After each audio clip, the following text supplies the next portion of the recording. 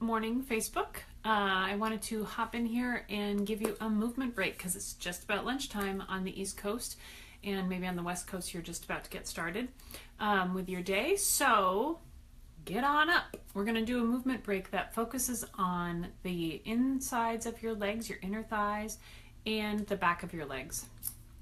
I put up a post earlier talking about a postural cue that's often given to bend the knees as the way to get the pelvis neutral. It's kind of problematic to stand with bent knees because you're creating forces that shouldn't be there, which is bad for your knee joint. And you can't move with bent knees. You could try, but you would look really, really weird trying to move with your bent, keeping your knees bent so that your pelvis can stay neutral. So what do? Get rid of the tension that's keeping your pelvis held in the position that you don't want it to be. So we're going to look at two sides of the legs, and I'll come back in here another day and give you the other two sides of something to do. So you can grab a chair or a bench. You don't need to have either, but you can. And you're going to step your feet wider than shoulder width apart. Doesn't really matter how wide, but wider than shoulder width. And I'm going to turn to the side. So have the outer edges of your feet parallel with something. You could use a yoga block or a mat or whatever to get yourself parallel. And then we're not looking to hold at the waist. I want you to hold lower where your, we call it the hip crease, where your leg comes into the hip. And you want your weight backed up into your heels. So with your weight backed up, you're going to come over.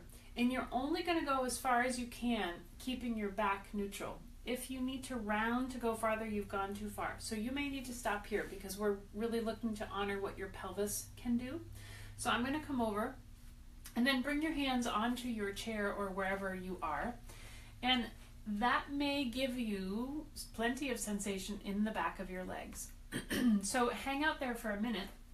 And then what you're going to begin to do is just shift your hips to, you're going to kind of drop the left hip and shift your hips to the right, and then go back and forth between the two, shifting to the left and then shifting to the right. And you'll notice that as you shift, go slowly with this, you'll feel the sensation in your inner thighs differently. There'll be more sensation in the leg of the hip that's dropping. And what you can also do is do this up against a wall so that you're sure that you're not rotating the pelvis away from the wall, but that it's staying, like as though you're going to use your butt to wash the wall. How's that for a nice image? So you can do that. Then you can take your hand and place it on your sacrum.